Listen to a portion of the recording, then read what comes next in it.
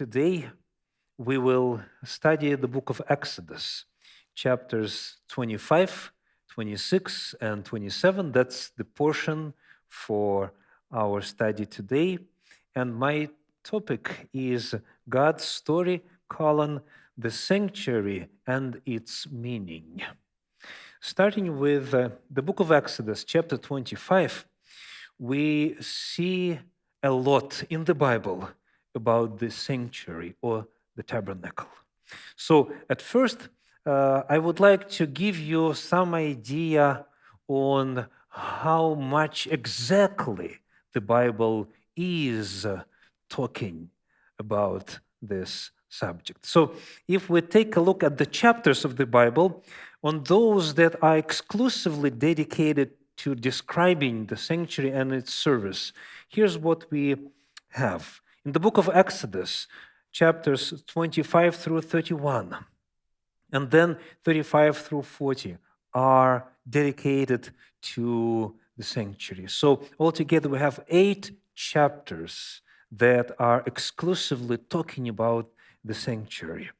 When you look at the book of Leviticus, first 10 chapters are about the sanctuary, about sacrifices. Then chapters 16, 17, 21 through 24, and chapter 27, making altogether 17 chapters of the book of Leviticus is about the sanctuary. Now, what's the next book? After Leviticus comes Numbers. And in that book, chapters 3, 4, 7 through 10, 15 through 19, 28 and 29 are all dedicated to the topic of the sanctuary, making it 13 chapters in the book of Numbers. In the book of Deuteronomy, the last 5th book of the Pentateuch, we have chapters 12, 16, 18, 21, and 26, making altogether 5 chapters that talk about the sanctuary and its service. So altogether, in these 4 books of the Bible, we have 43 chapters that are talking about the tabernacle and its service. It's a lot of material.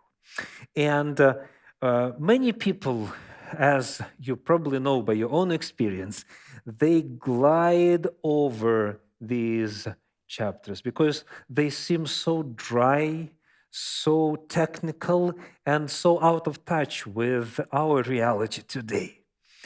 I hope that when we will be studying these chapters, you will come to appreciate the vital importance of their content to our spiritual life and our spiritual journey. So if God has made a decision to dedicate so much space in his story to this topic, it must be important. It must have significance. Then, when you look at the instructions given how to build a sanctuary, we have about 150 step-by-step, very detailed instructions on how to do that. And then in the same book, in the book of Exodus, we have the same list, but with adding the words, and they made. And now the same goes again. So everything was made in exact accordance to what was supposed to be made. Then we have a detailed report of the manufacturing process. Then later we see how priests and Levitic garments were supposed to be made, and then how they were made, how the sanctuary was dedicated, how priests and Levites were consecrated. And then go sacrifices, many of them, and then festivals and so forth. So when you combine all of this together, do you remember how many commandments are there in total in Pentateuch, in Torah? 613. That's the traditional number accepted. That's the amount of do or do not do type of commandments, right? Out of 613 commandments, about 2/3, so about 400, are dedicated to the topic of the sanctuary. That's a lot. That's a lot. And it just shows that it is a very important and significant topic in God's story. So I hope that when we are studying these chapters, you will come to appreciate and familiarize yourself with the concept and the benefits of knowing this material. So the topic today is God's story, the sanctuary, and its meaning. Let's take a look at the sanctuary. First, chapter 25 of the book of Exodus describes the pieces of furniture, the items that were supposed to be made for the sanctuary. The first passage is the book of Exodus, chapter 25, verses 10 and 11. They shall make an ark of acacia wood. 2 cubits and a half shall be its length, a cubit and a half its breadth, and a cubit and a half its height. You shall overlay it with pure gold. Inside and outside shall you overlay it, and you shall make on it a molding of gold around it. So the first piece of furniture described in chapter 25 is the Ark of the Covenant. Simply talking, it's a wooden box overlaid with gold. It had a covering, it had a lid with angels, with cherubs, and this is the first item. That's what we read in chapter 25. Then, going further down, the book of Exodus, chapter 25, verses 23 and 24, the second item is described. You shall make a table of acacia wood. 2 cubits shall be its length, and cubit its breadth, and a cubit and a half its height. You shall overlay it with pure gold and make a molding of gold around it. So first was an ark, and by the way, the term that's used in the original is aron. That's how it sounds in Hebrew language. The ark is aron. The second piece was the table, and it sounds in the original as shulchan. Shulchan. Should you sometimes wonder how exactly you would pronounce it? Then the third piece of furniture, the book of Exodus, chapter 25, verse 31 says, You shall make a lampstand of pure gold. The lampstand shall be made of hammered work. Its base, its stem, its cups, its calyxes, and its flowers shall be of one piece with it. So 2 previous items were made of wood, overlaid with gold. This one was golden entirely. And the name that's used in the original to describe this candlestick is menorah. Have you heard the term? Menorah. It's a well-known, recognizable symbol of Judaism. That's the third piece of furniture. And there was another one, the book of Exodus, chapter 30, verses 1 and 3. You shall make an altar on which to burn incense. You shall make it of acacia wood. You shall overlay it with pure gold, its top and around its sides and on its horns, and you shall make a molding of gold around it. So the fourth piece is an altar of incense where aromatic mixture of spices would be placed on burning coals, and there would be some smoke, and the aroma would fill the sanctuary. And the name for it in the original is Mizbeach. Mizbeach is the altar. So 4 pieces of furniture, 4 items in the sanctuary. Now let's take a look at the sanctuary itself, on its structure and on its dimensions. We go to the book of Exodus, chapter 26, verses 15, 16, 18, 20, and 22. You shall make upright frames for the tabernacle of acacia wood. 10 cubits shall be the length of a frame, and a cubit and a half the breadth of each frame. You shall make the frames for the tabernacle, 20 frames for the south side, and for the second side of the tabernacle on the north side, 20 frames. And for the rear of the tabernacle, westward, you shall make 6 frames. What is translated as frame in this version, which is English Standard Version, in other versions is translated as planks or wood pieces or beams. So we're talking about wood pieces that also were overlaid with gold that joined together. There were pins, there were holes, and they would join together to make a wall that could be assembled or disassembled, depending on the case. And since we are given measurements of these planks or beams or frame, as this version says, we can calculate the overall dimensions of the sanctuary. So what is a cubit? How long is a cubit? Could you demonstrate with your body? It's the distance between your elbow to the tips of your fingers. That's a cubit. So roughly, when talking in metric systems, it's about 50 centimeters. Okay, so that's a cubit.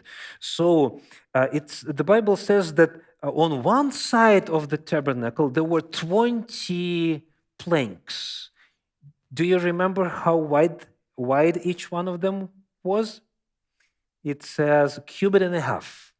So you multiply cubit and a half by 20, and it comes to 30 cubits. And 30 cubits is 15 meters or 45 feet. That's the length of the sanctuary, 45 feet. Does it measure up to what you thought it is in your previous study, or how it is in your imagination? Is it a big or small building, small structure? How does it compare to what you were imagining for yourself before that?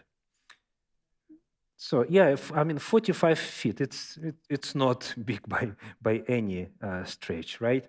So that's the length. How about the width? It says that there were 6 planks of wood overlaid with gold, and each one is again 1.5 cubits, which makes 9 cubits. But there were 2 sides that connected to it, adding to the overall length. Here's a short commentary from Hertz. He says, there were only 6 planks on the west side. When put together, they formed a wall 9 cubits long. The thickness of the side walls added 1 more cubit, and thus the length of the western wall was 10 cubits. So here are the dimensions. The length was 45 feet, the width was 15 feet, and what was the height? Did you catch it? It says, you shall make upright frames for the tabernacle. 10 cubits shall be their measurement. So 10 cubits is how many feet? 5 meters or 15 feet. So you have 45 feet lengthwise, you have 15 feet width-wise, and then in terms of the height is also 15 feet. That's the construction. Now, let's read about how it was structured inside the book of Exodus, chapter 26, verses 33 through 36. And you shall hang the veil from the clasps and bring the ark of the testimony in where there within the veil. And the veil shall separate for you the holy place from the most holy place. You shall put the mercy seat on the ark of the testimony in the most holy place, and you shall set the table outside the veil, and the lampstand on the south side of the tabernacle opposite the table, and you shall put the table on the north side. You shall make a screen for the entrance of the tent of blue and purple and scarlet yarns and fine twined linen embroidered with needlework. So, how many compartments were there? 2 compartments, the holy and the most holy place. So, let's take a visual tour. You enter into the sanctuary if you are a priest and if you're allowed to do that. What do you see on your right? You see the table for 12 loaves of bread. What do you see to your left by the wall? You see menorah, you see the candlestick, golden candlestick. What do you see right in the center in front of you when you proceed in, further in? You see the altar of incense. And then there is a veil, and what's behind the veil? The Ark of the Covenant. So that's the structure, that's the measurements of the tabernacle, of the sanctuary. Now, in addition to that, there was a courtyard surrounding this structure. Let's read a little bit about that as well. The book of Exodus, chapter 27, verse 9, 11 and 12. You shall make the court of the tabernacle. On the south side, the court shall have hangings of fine twined linen, 100 cubits long for one side. And likewise, for its length of the north side, there shall be hangings 100 cubits long.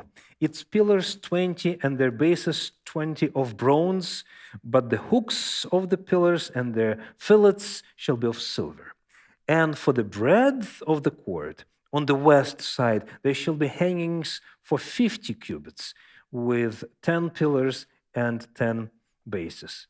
Again, 100 cubits is the length between your elbow and the tip of your fingers. So it comes to 150 feet. That's the length of the courtyard.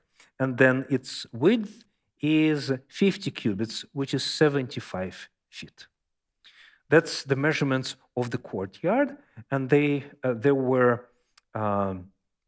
cloth of twined linen making the covering, making the barrier all around. When you enter into the courtyard, what do you see? There were 2 pieces of furniture, 2 items in the courtyard. The first one is this. The book of Exodus, chapter 27, verses 1 and 2 says, You shall make the altar of acacia wood, 5 cubits long and 5 cubits broad. The altar shall be square, and its height shall be 3 cubits. And you shall make horns for it on its 4 corners. Its horns shall be of one piece with it, and you shall overlay it with bronze. So the altar for incense, which was inside the tabernacle, was overlaid with gold, but this one was overlaid with bronze. And there is a reason for that. On this altar, sacrifices of animals were made. So it had to be able to withstand the heat, which is a lot of heat when you are trying to burn the flesh and fat and all everything else that's in that sacrificial animal being offered. So this was larger in size, and it was overlaid with bronze. Then the next and the second item on the courtyard is this. The book of Exodus, chapter 30, verses 17 and 18 say, The Lord said to Moses, You shall also make a basin of bronze with its stand of bronze for washing. You shall put it between the tent of meeting and the altar, and you shall put water in it. So when you enter the courtyard, there is this big, overlaid with bronze, made of acacia wood altar for burnt offering, and then between the altar and the tabernacle itself, there was a pool. The size is not given here, but it was some kind of, how does my version say it? A basin, some kind of container containing water for washing. So I hope it helps to establish some baseline for what the sanctuary is, what it contains, what are its measurements and basic items of furniture and so forth, to get ready for the most important question, which is, what is its purpose? What was supposed to be happening there at the sanctuary? What was the reason or reasons that God had when He revealed to Moses what needed to be done? I find 7 answers to this question revealed in the biblical story. There are 7 things to mention in terms of what was the purpose of the sanctuary and its service.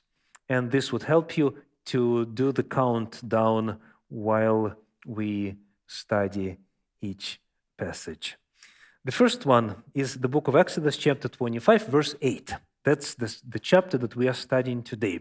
25:8 says, "And let them make me a sanctuary that I may dwell in their midst." What's the first purpose? Why? What is it for? To provide God's presence for the people. It says, "Let them make me a sanctuary that I may dwell in their midst." The first purpose of the sanctuary is a place for God's presence. The verb for dwell in the original is shahan, to dwell. Then there is a term that's often describing the tabernacle, and it's mishkan, mishkan in the original. Then there is another word that has the same root and represents a different form of the same base, which is shechina or shechina. In English, it's pronounced Shekinah. Have you heard of that? There is a term, Shekinah glory. This is all the same word from the basic meaning to dwell. So God says, I will dwell, there will be my presence there. Shakan means to dwell. Mishkan is a dwelling place. And then Shekhinah, Shekinah, is the presence itself. This is what was being manifested between the 2 cherubs in the most holy place above the Ark of the Covenant. The first goal for creating this object, this construction, was to have a place of God's presence. That's number 1. Let's go to number 2. The book of Deuteronomy, chapter 31, verses 24 through 26. When Moses had finished writing the words of this law in a book to the very end, Moses commanded the Levites who carried the ark of the covenant of the Lord, "Take this book of the law and put it by the side of the ark of the covenant of the Lord your God, that it may be there for a witness against you." We see that the most holy place had God's law in it. It was a place where God's revelation was kept. First, we have the tablets of the covenant, and then the ark of the covenant where they were kept. And then it says, by their side, there was a book of the covenant. So the second purpose for the sanctuary was it was a place of revelation of God's will, God's commandments, God's covenant was there in the most holy place. In addition to that, we read in the book of Exodus, chapter 25, verse 22, there I will meet with you, and from above the mercy seat, from between the two cherubim that are on the ark of the testimony, I will speak with you about all that I will give you in commandment for the people of Israel. The sanctuary was a place where God would reveal His will, His commandments, His laws to the people. That was the place to find out what they are. In addition to that, we read in the book of Exodus, chapter 28, verse 30, the following, and in the breastpiece of judgment, you shall put the Urim and the Thummim, and they shall be on Aaron's heart when he goes in before the Lord. Thus Aaron shall bear the judgment of the people of Israel on his heart before the Lord regularly. What does it mean that Aaron would be bringing or carrying the judgment of the Lord to the people? By this piece of his garment called the breastpiece, where there shall be Urim and Thummim, and that was the way to carry judgment. This is how it worked. In cases when judges were not able to determine the guilt or innocence of a person, where there was no clarity, there was no enough evidence to go by to decide the case, they would approach the high priest, and the high priest would enter into the sanctuary and would use the Urim and Thummim, use this breastpiece to ask God's decision, so that the innocent could go free and the one who is guilty would carry punishment. So when we are talking about the sanctuary as the place of revelation of God's will, it was revealed not only objectively for everyone, written in the text. It was not only revealed to Moses in terms of what the people should do, but it was also used as the courtyard to find out who is guilty and who is innocent. So this was the sanctuary was part of the legal system where God would reveal the truth in difficult cases. That's the second purpose of the sanctuary. The third one we could read about, starting with the book of Exodus, chapter 29, verses 43 and 42. It says, "It shall be a regular burnt offering throughout your generations at the entrance of the tent of meeting before the Lord, where I will meet with you to speak to you there. There I will meet with the people of Israel, and it shall be sanctified by my glory." God was using the sanctuary to meet with his people. And it's interesting to ask the question, do you remember how far a regular person, not being a Levite or a priest or a high priest, how far a person could go into this holy place? The answer is you would go through the gates and you would stop at the altar of burnt offerings. That's the farthest a regular person could come. Bringing his or her sacrifice, there he would meet the Lord.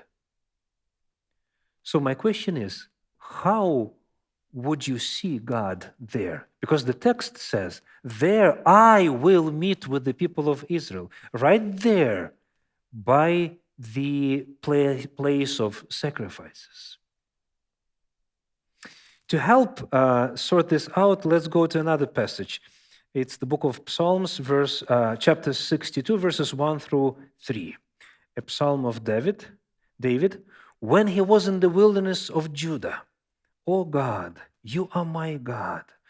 Earnestly I seek you. My soul thirsts for you. My flesh faints for you, as in a dry and weary land where there is no water.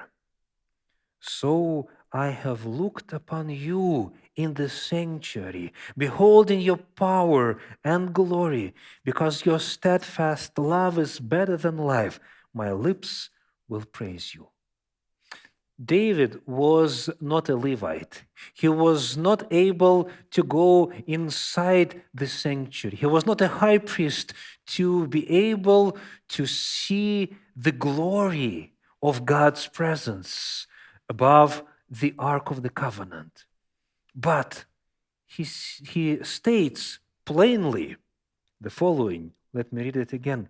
It says, I have looked upon you in the sanctuary, beholding your power and your glory.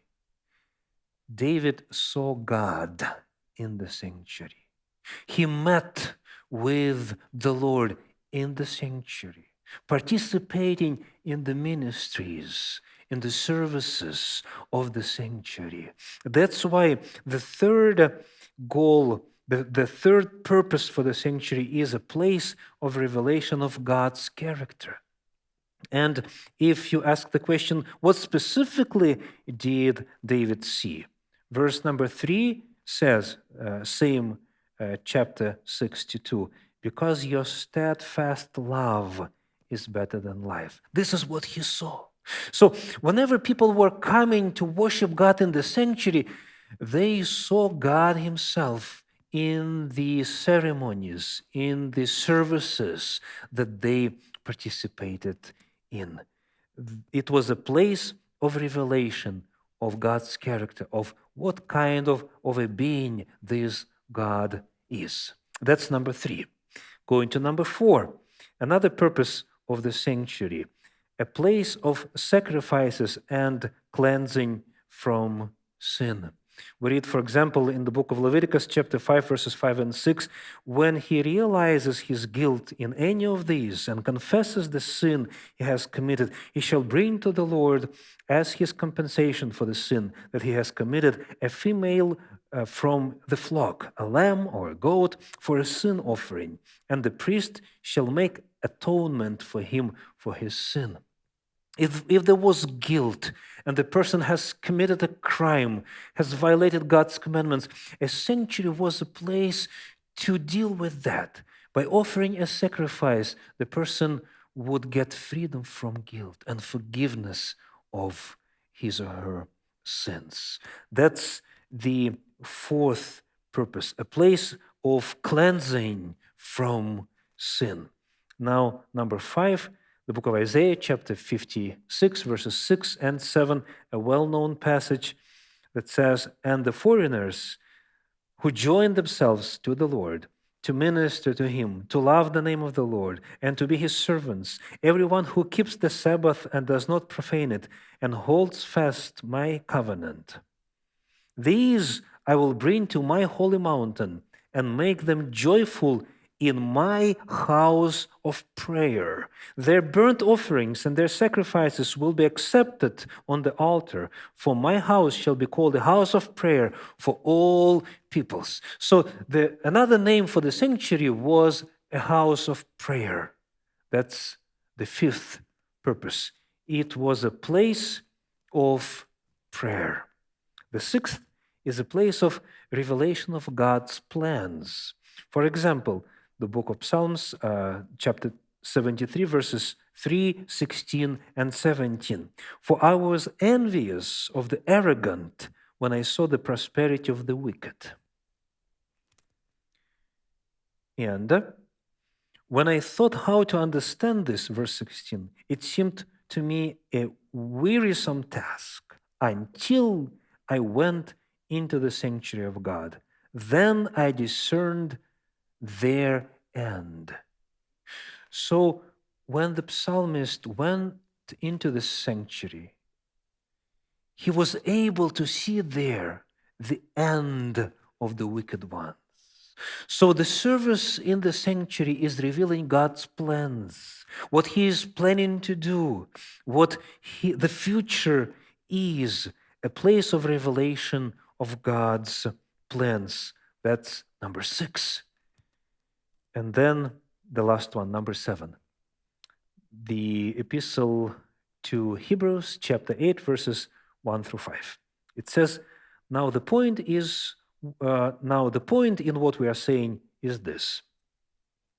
We have such a high priest, one who is seated at the right hand of the throne of the majesty in heaven, a minister in the holy places, in the true tent that the Lord set up, not man. For every high priest is appointed to offer gifts and sacrifices. Thus, it is necessary for this priest also to have something to offer. Now, if he were on earth, he would not be a priest at all, since there are priests who offer gifts according to the law. They serve a copy and shadow of the heavenly things. For when Moses was about to erect the tent, he was instructed by God, saying, see that you make everything according to the pattern that was shown you on the mountain. This passage states that there is a high priest. There is a minister in a sanctuary, but this sanctuary is in heaven. It's a true sanctuary. And Jesus Christ is ministering there. And He is ministering there in strict accordance with the regulations that God revealed to Moses. Verse number 5 says, they serve a copy and shadow of the heavenly things. So, number 7, the purpose of the sanctuary is that it is a place of revelation about the ministry in the heavenly sanctuary. We could know with absolute clarity what Jesus has been doing in heaven since He ascended there after His resurrection for about 2,000 years. His ministry is spelled out in details in these chapters dedicated to describe the sanctuary and its service. So we know exactly what our high priest is doing there in the heavenly sanctuary because we have this model, these laws that were revealed to Moses. Our topic today is the sanctuary and its meaning. Let's make the short list. What are the 7 purposes revealed in the Bible in relation to the sanctuary? And when I will be listing them briefly, ask yourself, is this something that has a connection to your life? Do you need it? Do you need these 7 purposes in your life? The first one, a place of God's presence. Do you need God's presence? You need the sanctuary. A place of revelation of God's will. Would you like to know? Do you want to receive revelation from God about what to do? It comes from the sanctuary. A place of revelation of God's character, to know exactly what kind of a being our God is. A place of cleansing from sin, to get forgiveness for sins committed. A place of prayer, where our prayers are ascending to God's throne, to His sanctuary in heaven. A place of revelation of God's plans. God revealed us in the heavenly sanctuary what we are to expect from the future. And the place of revelation about the ministry in heavenly sanctuary. At the very end, a question to you. How well are you familiar with the sanctuary and its services? Have you skipped those 43 chapters when reading the Bible for yourself? Do you understand what is it for in details? I encourage you, I invite you, I call you to studying, reading, and then continue listening to God's story. We will try to make sense of all these chapters so that we could use all the wealth of blessings that are stored for us in that part of God's story. May God bless you using all the advantages that He has revealed to us in His ministry in the sanctuary. Amen.